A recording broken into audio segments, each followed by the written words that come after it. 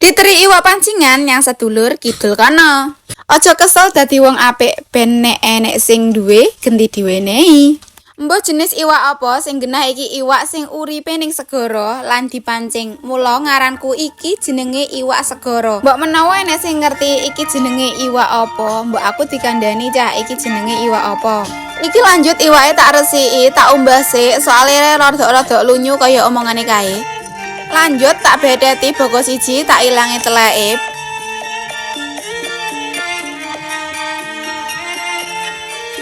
Bar kuwi tak umbah meneh ngasih keset. Cepakne minyak tinggo goreng iwak iki wajane bekas goreng bumbu mau.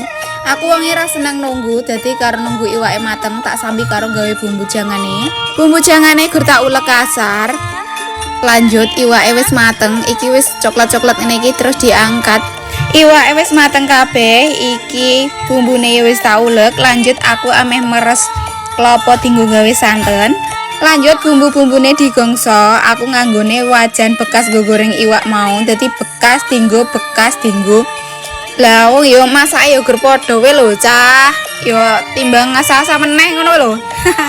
Lanjut iki tak dokoki penyedap karo tak tambahi gula Jawa. Iki mau aku ndelehi santene sithik boko sithik bes, nek wis umup lanjut digeki santen berikutnya.